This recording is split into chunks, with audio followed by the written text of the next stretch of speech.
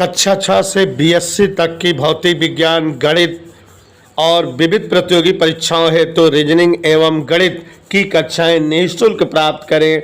इन कक्षाएं निःशुल्क वीडियो देखें और पढ़ें अर्जुन स्टडी चैनल के द्वारा।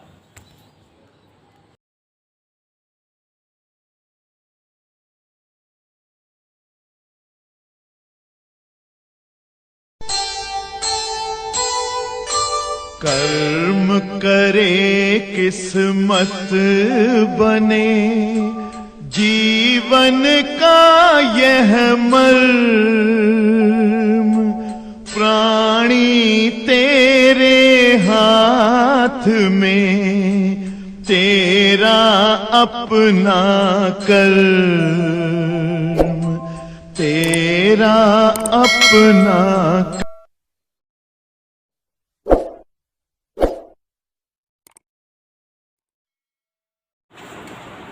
इलेक्ट्रोस्टैटिक फोर्स और Coulomb force for multiple of charges.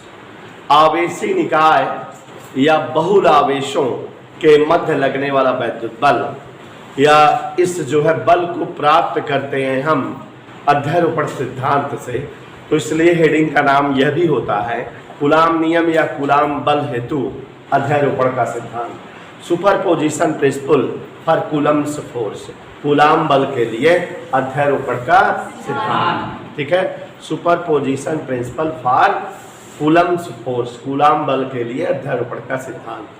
या electrostatic force for multiple of charges, आवेशी निकाय, आवेशी समुदाय, आवेशी परिवार, जो भी कहो, के बीच लगने वाला वैद्युत बल। देखो बेटा, आप लोगों ने कूलाम का नियम पढ़ा जो कि किन्हीं दो आवेशों के बीच लगने वाले वैद्युत बल को बताने वाला नियम था। आपको हमने इस नियम को वेक्टर तरीके से लिखना बताया। आपको बताया कि वायु या निर्वात में स्थित किन्हीं दो आवेशों के बीच लगने वाला वैद्युत बल F 1/4πε0 के Q1 Q2/r² होता है। चूंकि ये वैद्युत बल का मान है और बल जो है सुरहाना जी एक सदिश राशि, वेक्टर राशि होती है, तो वेक्टरों को प्रकट करने का तरीका भौकाली बताया हूं कि परिमाण भी जरूरी होता है, साथ साथ बगल में दिशा की जरूरत होती है।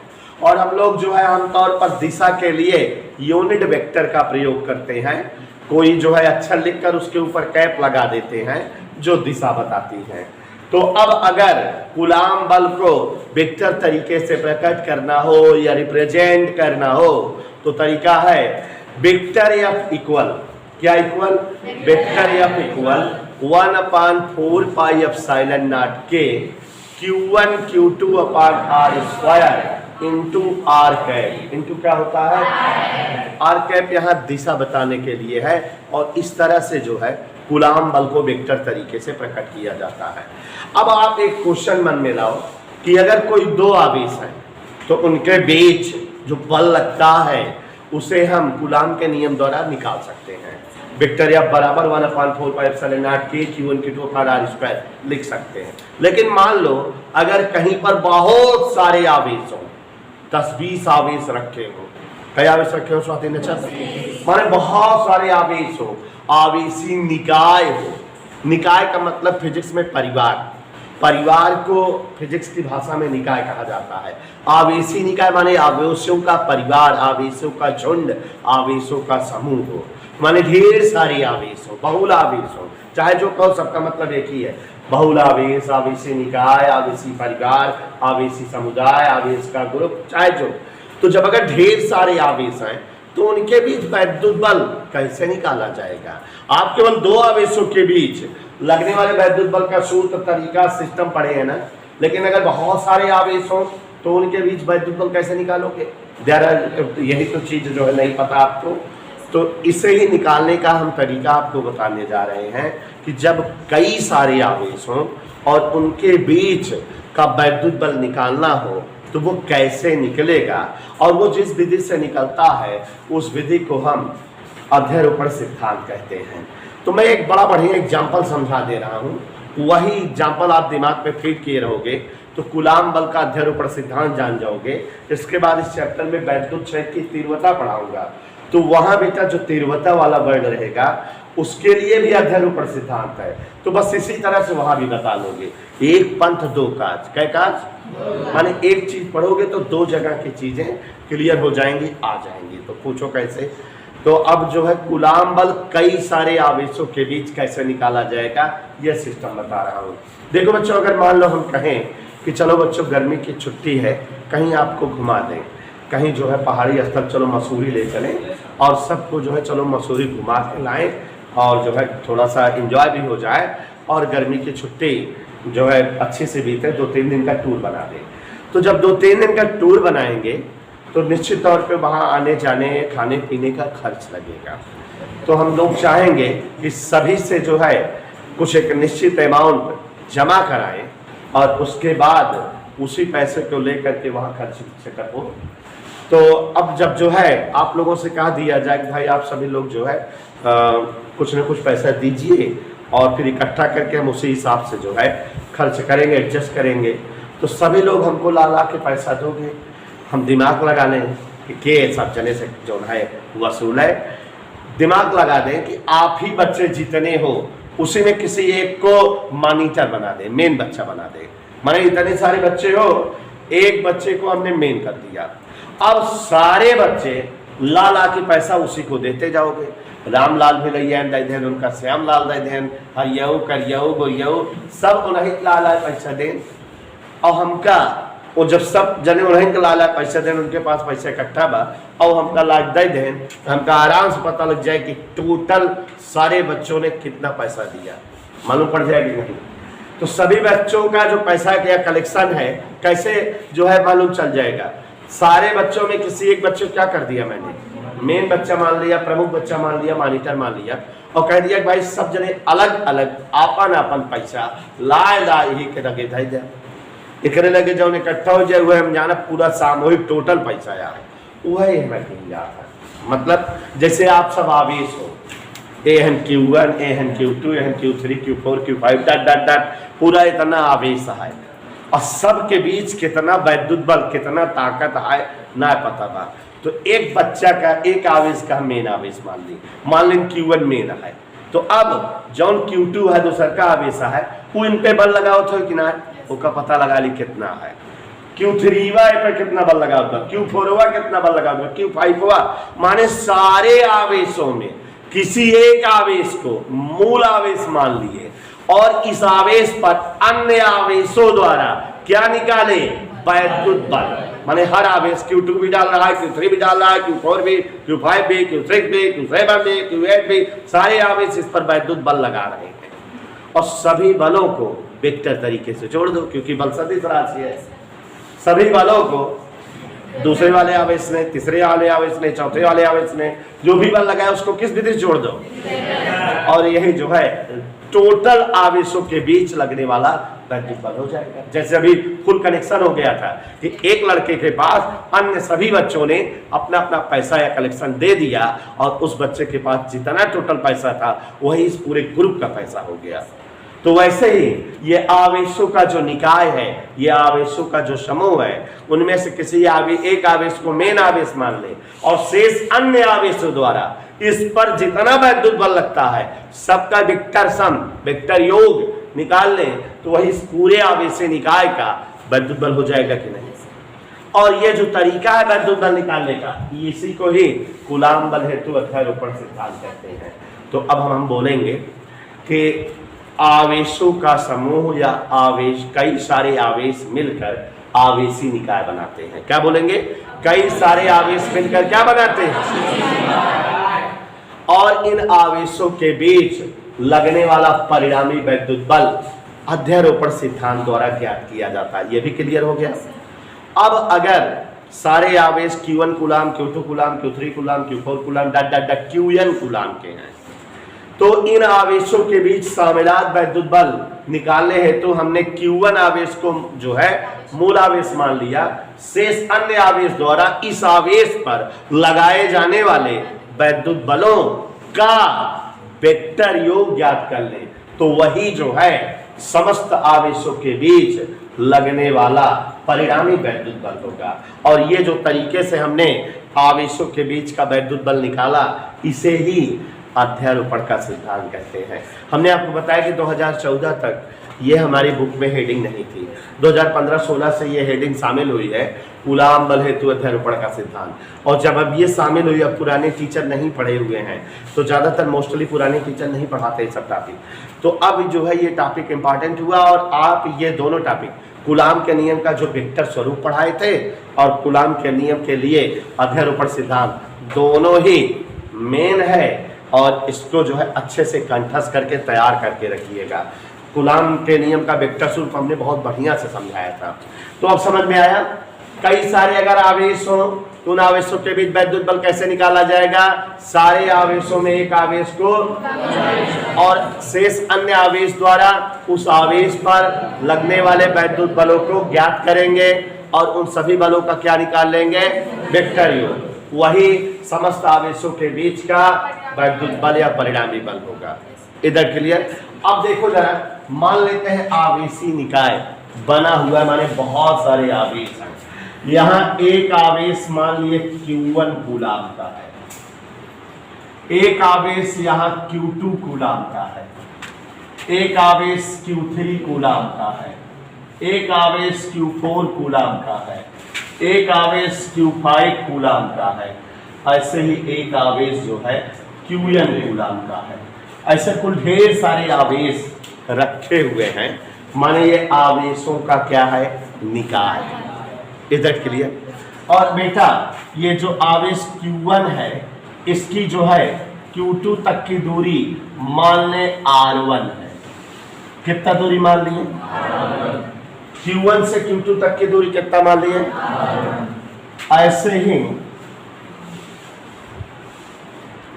Q1 से Q3 तक की दूरी मान लेते हैं R2 है।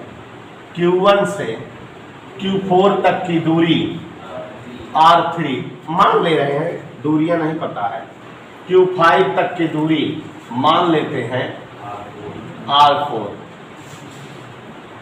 और Qn तक की दूरी Rn। -1 एक कम हो जा रहा है, देखो 5 पे 4 है, 4 पे 3 है, 3 पे 2 है, 2 पे 1 है, एक कम हो जा रहा है कि नहीं? मानने को आप चाहे जो मान लो, XYZ मान लो कि दूरियां X है, Y है, Z है, A है, B है।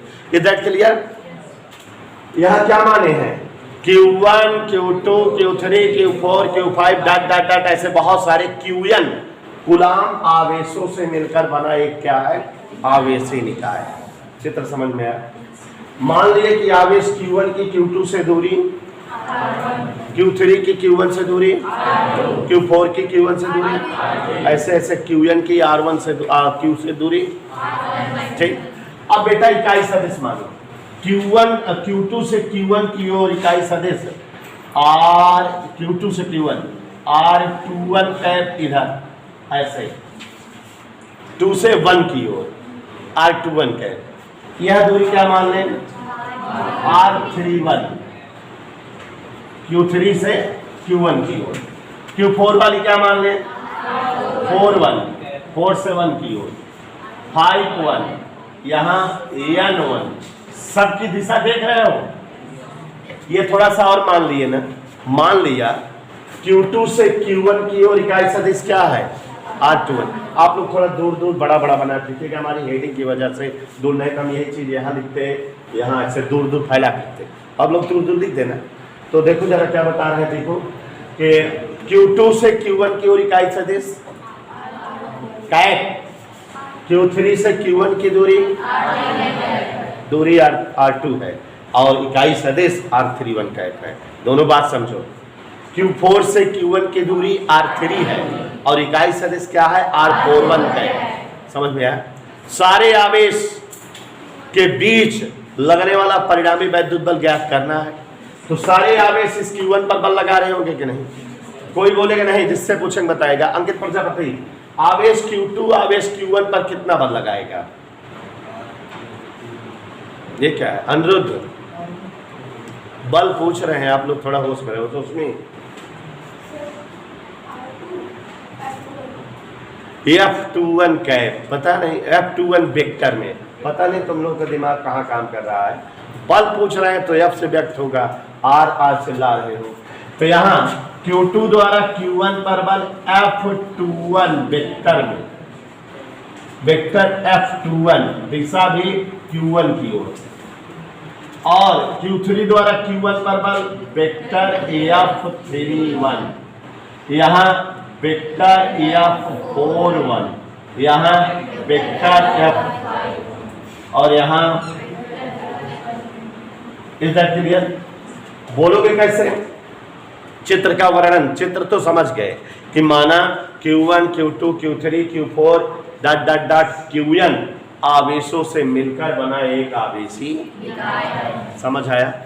माना आवेश Q2 की Q1 से दूरी R1, Q3 की Q1 से दूरी, Q4 की Q1 से दूरी, माना Q2 Q3 Q4 Qn की Q1 की ओर इकाई सदिश R21 cap, R31 cap, R41 तथा लगाए गए वैद्युत बल, माने सभी आवेशों द्वारा Q1 पर लगा वैद्युत बल vector F21, vector F31, vector F41, यही ना है।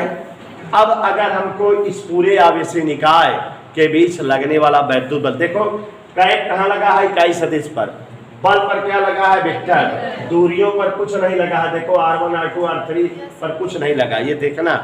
तो अब अगर हम इन आवेशों के मध्य लगने वाला संपूर्ण वैद्युत बल जानना चाहें तो कैसे निकलेगा? आपको पता है अध्यारोपण सिद्धांत कहा है कि संपूर्ण वैद्युत बल वेक्टर या बराबर समस्त बलों का वेक्टर योग, माने Q2 द्वारा Q1 पर जो बल लगा है प्लस Q3 द्वारा जो Q1 पर बल लगा है प्लस Q4 द्वारा जो Q1 पर बल लगा है, F41, F51, F61, ऐसे ही डॉट डॉट Fn1। कोई डाउट? यही तो अध्यारोपण सिद्धांत है। अध्यारोपण सिद्धांत क्या बताए? आवेशी निकाय के मध्य लगने वाला वैद्युत बल किसी एक आवेश पर अन्य आवेशों द्वारा लगने वाले वैद्युत बलों का वेक्टर योग होता है, यही तो बताया। तो जैसे Q1 से लेके Qn तक आवेश है, तो आवेश Q1 पर से सभी आवेशों द्वारा लगे वैद्युत बलों का वेक्टर योग उस निकाय का परिणामी वैद्युत बल होगा। तो अब परिणामी वैद्युत बल निकालना है तो शेष सभी आवेशों द्वारा आवेश Q1 पर लगने वाले वैद्युत बलों का योग निकाल ले रहे हैं। तो देखो F21 F31 F41 सबको वेक्टर सिस्टम में जोड़ दे रहे हैं। तो यहाँ गौर से देखिए जरा, वेक्टर F बराबर सबकी वैल्यू रख दे रहे हैं।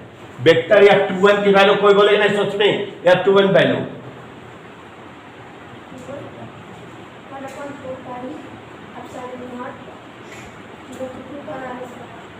Q1 Q2, देखो इतना तुम लोग को हम गुलाम के नियम पढ़ाते पढ़ाते बुढ़े हो जा रहे हैं, लेकिन मन कहा ऐसे जैसे उखली उखली ना हो, वही डायरेक्ट मुंह से तो पूछ चोटे वन अपान, देखो फोर्स निकालने का सिस्टम बताए हैं, परिमाण बताओ, अब वेक्टर चूंकि है तो दिशा बता दो, पता नहीं क्या इसमें दिमाग खराब कर रहा है। 1/4πε के Q1 Q2 बता, यहाँ दूरी R1 है तो R1 स्क्वायर और इंटू इकाई सदिश, देखो यहाँ से यहाँ की ओर R21 का है। सिंपल फंडा एकदम, पता नहीं इसमें कौन सा दिमाग लगाना पड़ रहा है, सीखिए भाई कब बोल पाओगे। प्लस F3N1 के बारे में बताना है, तो 1/4πε के Q1 Q3 और यहाँ की दूरी R2 है इंटू यहाँ इकाई सदिश। क्या डाउट है? कोई समस्या? फिर यहाँ F3N1 वाला निकालेंगे या F41 वाला, 1/4πε के Q1 Q4 R3 square R41 का है। क्या डाउट है?